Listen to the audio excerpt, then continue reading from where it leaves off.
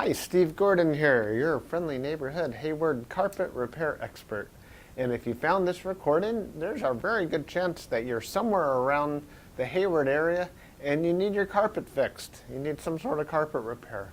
Now, if that's you, you've definitely come to the right place. Like I've already said, I do carpet repair. I'm a carpet repair expert. I'm not an actor. I don't claim to be an actor. I'm here to answer as many of your frequently asked questions about carpet repair, and I'll try to keep it interesting along the way. We'll probably cover carpet stretching, carpet patching, carpet to flooring transitions, Berber carpet repair, stair carpet, pet damage carpet, and a few other topics as well. Now, after I've finished this recording and you've watched the thing all the way through, if you have additional questions, and you're likely to have more questions, feel free to call me or my staff here at the office, and we'll just be happy as can be to take your call. We'll give you all the information that you're still looking for. At that point in time, we'll be just honored beyond belief if you would hire us to come on out and fix that carpet for you.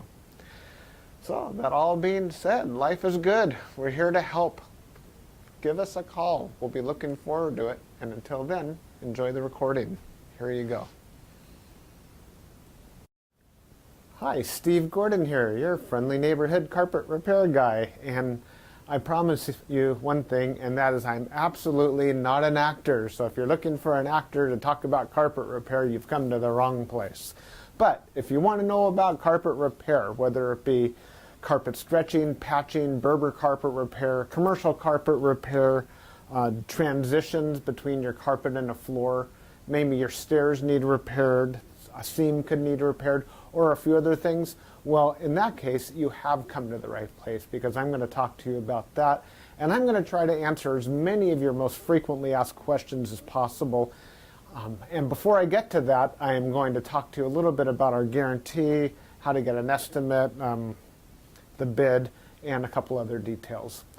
So, I hope you enjoy my recording, and please be patient with me because I don't have a script. I've got a dozen notes here to go off of, and it's just going to be right off the top of my head, and I'll try to really just answer all the questions I can ahead of time so that you have a little bit of education when you call us, and I certainly hope you do. So first, I'd like to talk about the guarantee.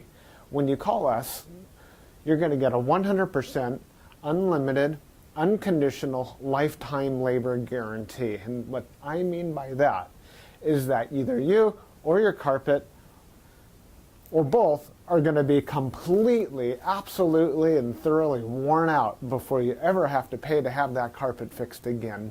So again, 100% unlimited unconditional lifetime labor guarantee, that's forever. How you get your estimate in the first place is after you watch this recording, give us a call here at the office, and we're going to give you something like a phone guesstimate. We'll give you an idea of what you might expect to pay. We might tell you something like between $150 and $300, or we might say between $200 and $400, or something like that. We're not going to know exactly, or even not even all that close, how much it's going to cost to have us fix your carpet for you. So if you feel like we're in the right sort of price range, then we're going to schedule an appointment to come on out and actually give you an absolutely free, no obligation bid. At that point, if you feel the bid is fair, and I'm sure you will because it's our business model to give you a fair price so that we could do the job right then and there all in one trip. We would really love to just do it in one trip. Now, I understand that sometimes you need to get a bid on one trip and then come back at a different time, have us come back at a different time to actually do the work. But by and large, it's normally best to just get it all done all in one trip, and that's how we'll give you the best price as well. After all, driving out to your place once is going to be less expensive for both of us than it would be to drive out to your place 2 or more times. Now, another thing about the absolutely free, no obligation bid is at that point, we're going to actually have an opportunity to see the work. We're going to see exactly what needs to be done because you see, when you call us on the phone, even though you think you've explained the situation thoroughly, it's very likely that either myself or one of my assistants here that helps me answer the phone won't really understand exactly what we're dealing with until we actually see it. And so that's why we really do want to come out and give you a bid in person. And by the way, if you don't like the bid, if you don't think it's fair, we're going to walk away absolutely empty-handed, and that makes us sad. So sad, because we want to be out there, we want to fix your problem and put a check in our pocket and go off to the next one. After all, this is what we do for a living. This is how we feed our families. Speaking about money, please don't pay cash. We would really prefer that you pay with a check made out to Creative Carpet Repair, or use a credit card. You can call in the office with a credit card. So cash, it's against the agreement I made with all my contractors. Now, if you work with me directly, if I'm the actual contractor that shows up to your house and you want to pay me cash, I'm happy to take it. But for any other contractor throughout my entire company, please don't pay cash. Now, I want to talk a little bit about the carpet repairs. I've got a little bit of housekeeping out of the way. Let's talk about carpet stretching. Most people wonder why their carpet is all rippled up. So if you look out at your carpet and you see more waves than the ocean, or it's more rippled up than you can believe, and there's peaks and valleys in your carpet and you're getting seasick just looking at it, or if it's a trip hazard, there's a real good chance that your carpet was never stretched in tight enough to begin with. You see, whoever stretched your carpet the first time around more than likely didn't use a power stretcher. Now, what a power stretcher is a pole that it butts up against one wall on one side of the room, and this pole runs all the way across the room to a head that's on the other side. And when we push down on this handle, the carpet gets stretched, and it gets stretched so tight that we have no doubt at all that we're going to be able to live up to that unlimited, unconditional lifetime waiver guarantee. That carpet will never ripple up again. You have my absolute word of honor on that. And if I'm wrong, we'll do it again for no charge at all. When we stretch carpet in a room, it's always best to have the room completely empty. We could empty the furniture out of the room for you if that's what you need, but more often than not, the customer will want to get as much as possible out of the way. Now, don't strain yourself. Don't go moving a giant king-size bed or a dresser that weighs, more than 10 elephants. That's not cool. We have special tools. We have these sliders that we can put underneath the legs of the furniture. So even if your dresser weighs a couple 100 pounds and it's harder than heck to move, we get those sliders underneath there, and we can move that stuff around if that's what we need to do. So don't strain yourself moving the furniture. Also, if you have a king-size bed and it's just completely unreasonable for whatever reason to move that bed, quite often we could stretch the carpet in that room without moving the bed. It's a lot more work. Those poles that I spoke about, they go actually underneath the bed, so we stretch the carpet right underneath the bed to the other wall. And it's a lot harder. It takes us a lot more time and effort, but it can be done.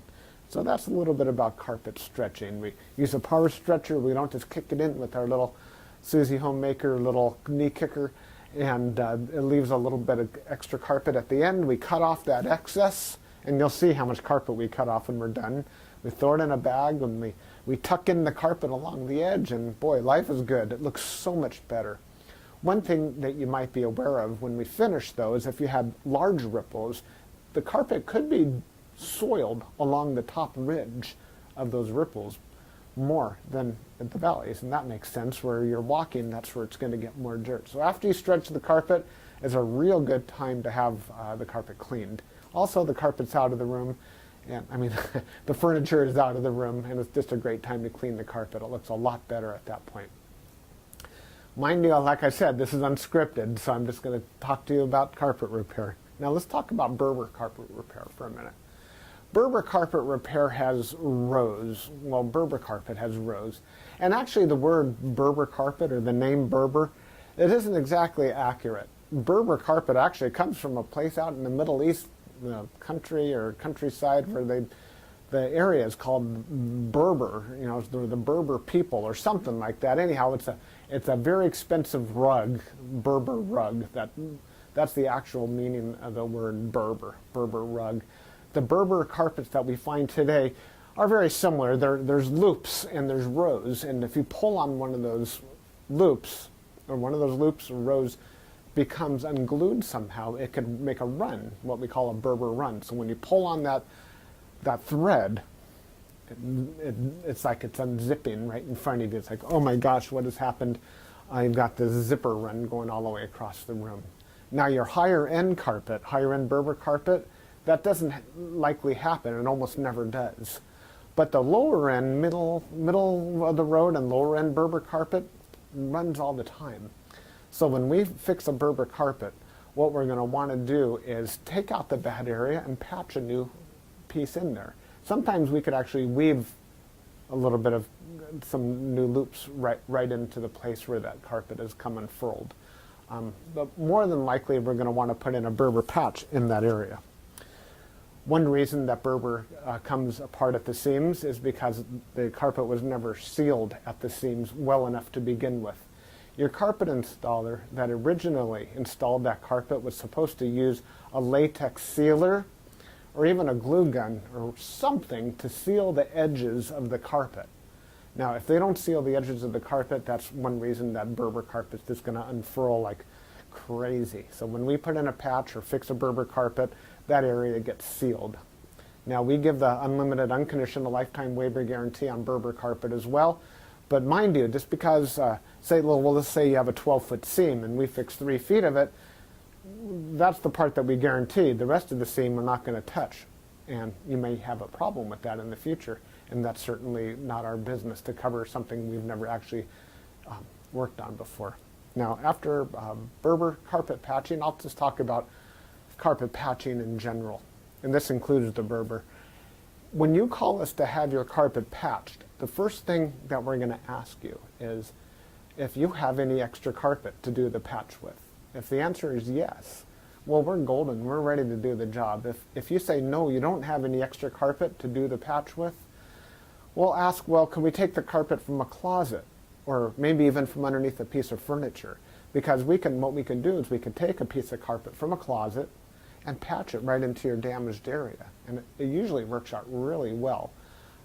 Most people would rather have a piece of carpet missing out of their closet than have a terrible, nasty area in the middle of their room where they'll see it all the time. After all, inside the closet, you usually have that covered up with shoes and old photographs and baseball bats and everything you've ever collected in your life. More about carpet patching is if you don't have the carpet to do the patch, there's really nothing I can do to help you. So you're going to need to find that carpet to do the patch with before you bother having us come out there. Because if we don't have the carpet to do the patch, we're stuck. Our hands are really tied. There's nothing we can do. Now, you're probably wondering how the patch is going to look when we're finished. It's real hard to say, especially in a recording like this. So just between you and me and a million of our closest friends here watching this recording through time, that patch is likely to be visible. You see, if you take a piece of carpet that's never been walked on, it's never been soiled, it's never seen the light from the window coming in so it hasn't faded out, and you take that brand new looking type of carpet or piece of carpet and patch it in to an area that has been worn, it has been soiled, it has been faded out by the sunlight, well, certainly you're going to see the difference between the new carpet and the older carpet because it's patched right in the middle there. Certainly it's going to look a lot better than the situation you probably have right now, but patches are visible. Another reason a patch might be visible would be because, well, thick carpet, thick nap or plush carpet hides the seams quite well. A short nap carpet, like a Berber carpet, for example, or any of the commercial type carpets, they're very short nap. They show the seams far more. Another thing is that the rows have something to do with it. When we cut a carpet in the same direction as the row of the carpet, well, those seams are by and large less visible than the seams that we cut that cross the rows. When we cross the row, well, it's unavoidable to do that if that's what we have to do to make a patch. And those seams stand out a little bit more than the ones that go along with the rows. So carpet patching, that's what we specialize in. We could absolutely do that for you. Have the carpet available for us, and we also back up our patches forever, just like everything else, just forever and ever and ever. That patch will never come up. After patching, well, we could talk a little bit about pet damage also when we talk about patching. If you have an animal, a dog or a cat, or I've even seen where it's been a bunny or a few other animals that have actually gotten locked behind a closed door, what'll happen is they'll get that separation anxiety and they'll try to dig their way out and they'll just rip the heck out of the carpet. That's one of the main reasons we'll do carpet patching. If that's the case, well, certainly it's just like any other patch. You supply the carpet, we'll put it in. However, if that animal didn't tear up the carpet, if they actually urinated on the carpet, there's a whole other thing we can do about that, and I'm going to need your help for that. What we'll do is we're going to ask you to go to the pet store or go online and buy twice as much of a product as you think you're going to need, maybe 4 times as much, to actually kill the odor. Now, the product I'm talking about is actually an enzyme, and what we'll do is we'll pull back the carpet, we'll remove the padding, clean the floor, and you'll pour this enzyme onto the floors underneath it all. And that enzyme will eat up all the proteins that contribute to the smell of the urine in your carpet. Then we'll put in new padding, and you'll pour that enzyme cleaner all over the backing of the carpet as well at that time. I'll reinstall the carpet, and then one more time we'll use that cleaner and we'll just soak that area of the carpet with that enzyme one more time. And that's likely to kill the scent altogether. That smell should be completely gone. If not, it's probably because your animal found another place that you don't even know about, and I'm sorry about that. There's nothing we can do about your animal. Now that we've spoken about pet damage, I like to talk about carpet to floor transitions. A lot of people call us because they put in a new floor. Maybe it's a tile or a wood floor, and their carpet now needs to be finished along that edge. More often than not, we don't need to put in any kind of metal there. There's a lot of different types of situations where you do want a metal. If you have an apartment building and you want the carpet to last a long time between the carpet and, say, for example, a linoleum floor, we could put some metal there. There are flat metals. They're the type of metals that they're called, I've called them beat-down metals before. I'm not sure exactly what they're called. Beat-down metals, they're golden, they're silver, and the carpet goes right in there and it gets hammered down. Gives a nice clean edge, and it protects the edge of the carpet for a very long time.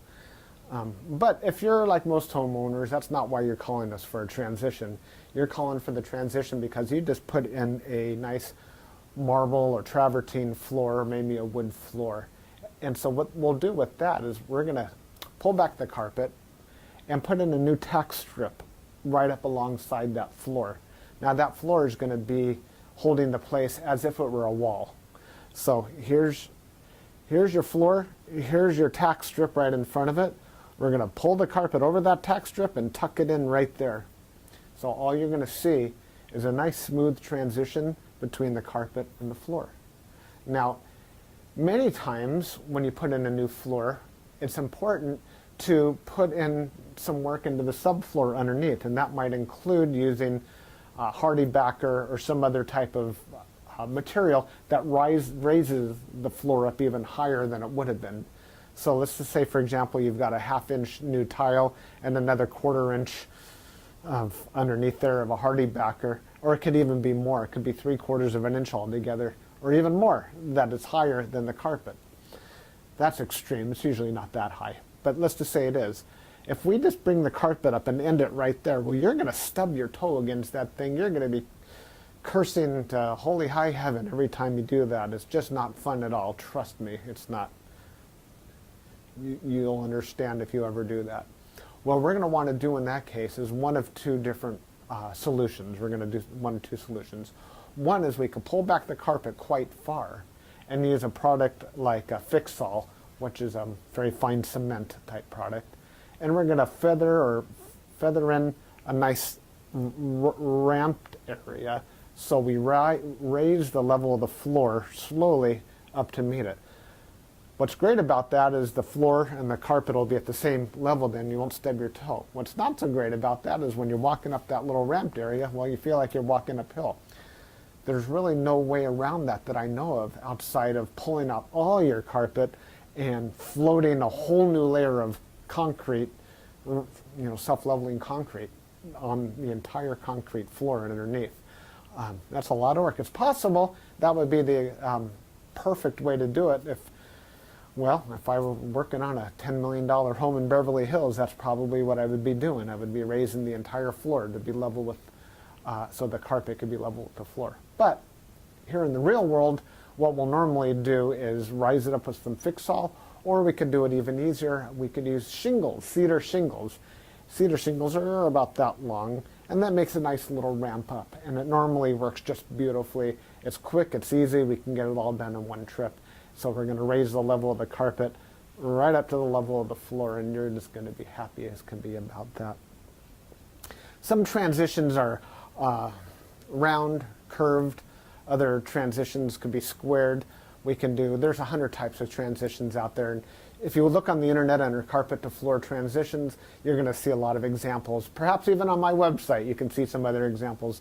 And so when you call us, you can explain what you're dealing with, and that would help us with the program here. Stairs. So, do you have a problem with the carpet on your stairs? I did a job like this just today, where the cat had actually torn away the corners of almost every stair all the way up the stairway. The lady was not happy about this. My solution to this was that, well, first of all, I asked her, do you have any extra carpet? And the answer was yes. You can take the carpet out of a closet.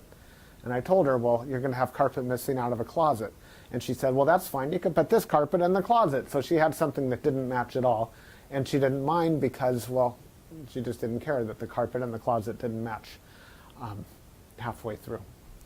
So I took the carpet out of the closet, and the first thing I did is I completely replaced the first two stairs, because after all, the first stair or two wears out faster than everything else anyhow, and those first two stairs were pretty trashed. Instead of just fixing the little corners, just replace the entire stair if you can. It'll make a world of difference to have something new there. With all the rest of the stairs, I just did these little bitty patches all the way up one side and all the way down the other, and it was just beautiful. I think it gave her probably another 10 years of life to her carpet to fix those stairs. Another thing you could do with stairs, what some of my customers have done, and I love this idea, is replace the entire stairway by, well, let me back up a little bit. Let's just say you have a 3 or 4 bedroom house, and it's the same carpet throughout the entire house, and your stairway is pretty much in the middle of it all. And if you replace the carpet on your stairs, well, it's going to be a slightly different color than the rest of your carpet, and that's going to look low class, and we don't like that, do we? No, we don't. What I would suggest in that case is that we take the smallest room in the house, maybe a small bedroom or nursery, and pull the carpet out completely from the smallest room in the house and buy new carpet for that room. Then we have maybe a 12 by 12 piece of carpet, and we can replace the entire stairway with that carpet. That way it matches the entire rest of the house except for that one room. That'll easily save you $4,000, $5,000, $6,000, $7,000 right there.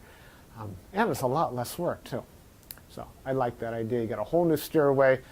A lot of people, you walk in the front door and there's the stairway right there. If the stairs look bad, it's hard to recover from that first impression. So take my word for it. That's a really great way of going. Now stairs. Commercial carpet repair. If you have commercial carpet and that needs to be repaired, it either has ripples and waves or it needs a patch. If it's rippled, it might need to be stretched. We've already talked about carpet stretching. On the other hand, it might have a different issue. It could be your commercial carpet was glued down to concrete to begin with. If that's the case, what we do is we actually take a knife and we just cut right down the middle of those ripples, cut right down those bubbles, and we will re-glue the carpet right underneath there and smush it all down, and believe it or not, those bubbles are going to be completely gone. They might be completely invisible when we're finished. You won't even see where we cut it, because where we cut it is exactly where we put it back together. The carpet will be nice and tacky before we push it back down. It's a great solution. But if the carpet needs to be stretched, well, we have to get the power stretcher out, and we'll fix it up that way.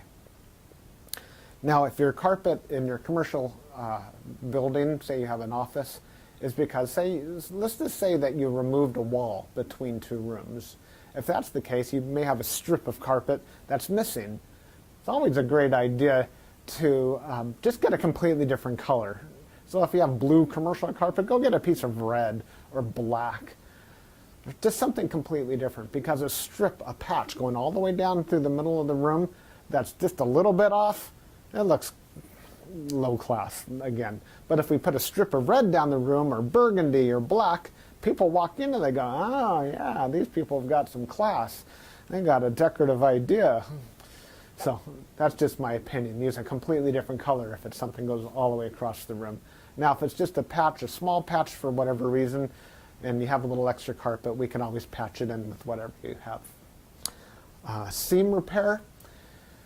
Good news and bad news. The good news about seam repair is that we can make your carpet so the seam doesn't keep getting worse.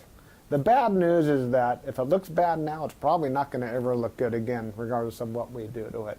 Seams have to be done properly the first time. You see, when we seam a carpet together before it's installed, we'll use a straight edge and we'll cut down both sides of the carpet, and then we're going to seal the carpet on both edges, and then we're going to seam it together, and it'll be perfect. When it's completely cooled down, then we stretch it in. If we go back and try to open up the seam and cut that carpet off and try to bring it together, the chances of it ever looking better are right around 0. So I'm sorry to tell you that your seam repair, we can make it possibly look a little bit better. We can make it stop getting worse. We can make it not be a trip hazard any longer. But don't have your expectations too high when it comes to seam repair. The last thing I want to talk about is flood damage. Now, if you're watching this right now and you've got a flooded out carpet, you are in a world of hurt, and I'm sorry. The first thing I would do if I were you is probably have about 3 fingers of scotch. And then I would go ahead and get an extractor, like a hot water extractor. You could rent them at the just about any rental yard, and just start extracting all the water. Pull back the carpet, get rid of all the padding that's underneath your carpet. Rent a couple of blowers, or as many blowers as you need, and these things, they kind of look like a snail. As a matter of fact, that's their nickname in the field. We call them a snail. And they're shaped like that, and boy do they ever blow. And you can blow dry the whole underneath of your carpet.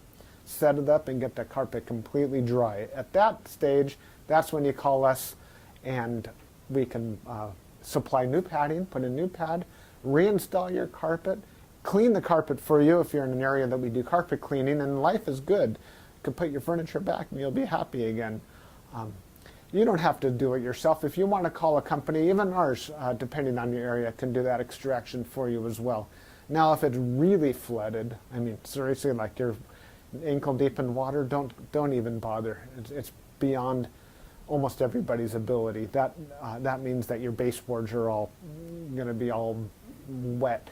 A professional company will come in, remove your baseboards, and we don't do that ourselves. They'll remove your baseboards, they'll drill holes in the wall, attach blowers to your walls, and blow dry the entire area, inside the walls and out, the carpet, the floor, the whole shebang. And then we can come in and put the carpet back down at that point. So I hope that I've answered your questions. If you have any additional questions, now that you've heard me talk for the last I don't know how long, feel free to call me here at the office. I would be just tickled pink to hear from you. If I'm not here, one of my assistants, whoever answers the phone, will be well trained and will be able to answer any questions that you have about carpet repair. And then at that point, we'll be absolutely positively honored if you would have us just come on out to your place and fix your carpet for you. And that's all I have to say. Again, I'm Steve Gordon, and I promised I wasn't an actor, and by now you believe it. I'm a carpet repair guy, and I'll be looking forward to hearing from you, so please call me. Thanks. Bye-bye.